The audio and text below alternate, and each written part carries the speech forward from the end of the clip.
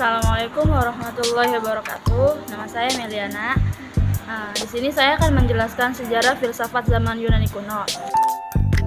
Yunani kuno, periode Yunani kuno ini lazim disebut periode filsafat alam. Dikatakan demikian karena pada periode ini ditandai dengan munculnya para ahli pikir alam, di mana arah dan perhatian pemikirannya kepada apa yang diamati di sekitarnya.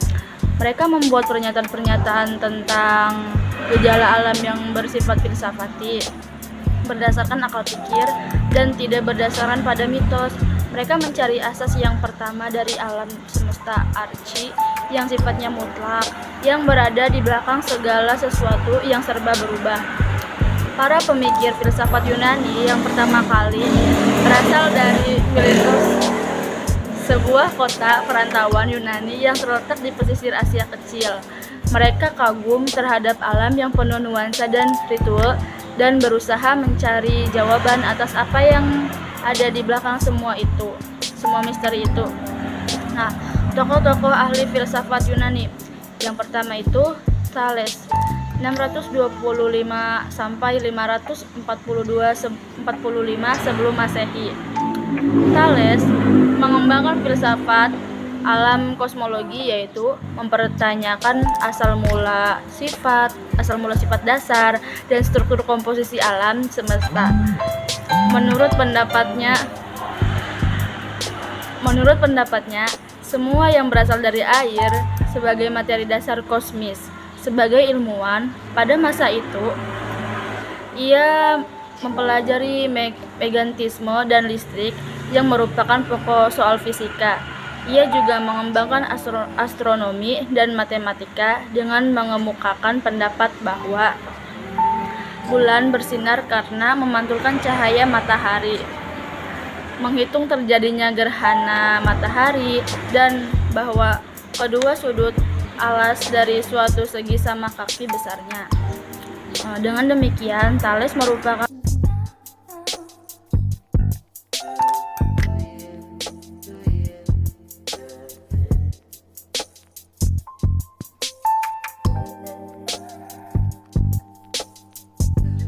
Heraklitos, 535 sampai 475 sebelum Masehi. Pemikiran filsafatnya terkenal dengan filsafat menjadi. Ia mengemukakan bahwa segala sesuatunya yang ada itu sedang menjadi dan selalu berubah. Ucapannya yang terkenal, Pantarekai Udemici, artinya segala sesuatunya mengalir bagaikan arus sungai dan tidak satu orang pun dapat masuk ke sungai yang sama dua kali. Alasannya karena air sungai yang pertama telah mengalir bergantian dengan air yang berbeda di belakangnya. Demikian juga dengan segala yang ada, tidak ada yang tetap, semuanya berubah. Akhirnya dikatakan bahwa hakikat segala sesuatu adalah menjadi, maka filsafatnya dikatakan filsafat menjadi. 5. Parmenides, 540 sampai 475 sebelum Masehi. Ia lahir di kota Elea, kota perantauan Yunani di Italia Selatan.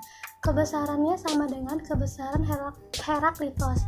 Dialah pertama kali memikirkan tentang hakikat tentang ada atau being. Menurut penuturan Plato, pada usia 65 tahun, bersama Zeno berkunjung ke Athena untuk berdialog dengan Socrates. Yang sama itu, Socrates masih muda. Karya-karyanya berbentuk puisi. Menurut pendapatnya, apa yang disebut sebagai realitas adalah bukan gerak dan perubahan. Hal ini berbeda dengan pendapat Heraklitos, yaitu bahwa realitas adalah gerak dan perubahan. 6. Zeno, 490 sampai 430 sebelum Masehi. Zeno lahir di Elea dan murid dari Parmenides. Sebagai murid dari Parmenides, ia dengan gigihnya mempertahankan ajaran gurunya, dengan gigihnya mempertahankan ajaran dengan cara memberikan argumentasi secara baik. Maka di kemudian hari ia dianggap sebagai praktek dasar dialektika. Menurut Aristoteles, Zenolah yang menemukan dialektika, yaitu suatu argumentasi yang bertitik tolak dari suatu penggadaian atau hipotesis. dan dari hipotesis tersebut ditarik suatu kesimpulan. Dalam melawan penentang-penentangnya, kesimpulan yang diajukan oleh Zeno dari hipotesis yang diberikan adalah suatu kesimpulan yang mustahil, sehingga terbukti bahwa hipotesis itu salah. 7. Empedokles 490 sampai 435 sebelum Masehi. Empedokles lahir di Akrogos, Pulau Siklia. Ia sangat terpengaruh oleh pemikiran Pitagoras, Parmenides, dan aliran keagamaan Rafisme. Ia pandai dalam bidang kedokteran, penyair retorika, dan pemikir. Ia menulis karyanya dalam bentuk puisi seperti Parmenides. Empedokles bersependapat dengan pemikiran Parmenides bahwa alam semesta di dalamnya tidak ada yang dilahirkan secara baru dan tidak ada yang hilang. Ia tidak setuju dengan konsep ruang kosong. Akan tetapi ia mempertahankan adanya pluralitas dan perubahan dari hasil pengamatan indera. 8. Anaxagoras 499 sampai 420 sebelum Masehi. Ia dilahirkan di kota Klazomenia, Ionia, kemudian menetap di Athena selama 30 tahun. Anaxagoras adalah ahli pikir yang pertama yang berdomisili di Athena, di mana di kemudian hari Athena inilah yang menjadi pusat utama perkembangan filsafat Yunani sampai abad ke-2 sebelum Masehi. Ia mengarang sebuah karyanya dalam sebuah prosa. Beberapa fragmen dari bagian pertama buku tersebut masih tersimpan. Menurut kesaksian Aristoteles, Anaxagoras lebih tua daripada pemikirannya. Realitas bukanlah satu, tetapi terdiri dari banyak unsur yang tidak dapat dibagi-bagi, yaitu atom. Atom ini sebagai bagian yang terkecil dari materi, sehingga tidak dapat terlihat dan jumlahnya tidak terhingga. 9. Demokritos 460 sampai 370 sebelum Masehi. Ia lahir di kota Abdera di pesisir Tarke di Yunani Utara. Karena ia berasal dari keluarga yang kaya raya, maka dengan kekayaan itu ia berpergian ke Mesir dan negeri-negeri timur lainnya. Dari karya-karyanya ini, ia telah melahirkan sebanyak 70 karangan tentang bermacam-macam masalah seperti kosmologi, matematika, astronomi, logika, etika, teknik, musik, puisi, dan lain-lainnya.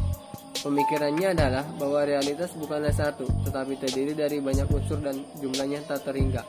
Unsur-unsur tersebut merupakan bagian materi yang sangat kecil, sehingga indera kita tidak mampu mengamatinya dan tidak dapat dibagi lagi.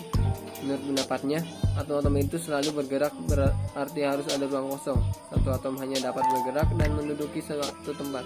Maka Demokritos berpendapat bahwa realitas itu adalah dua, yaitu atom itu sendiri yang penuh dan ruang tempat atom bergerak yang kosong.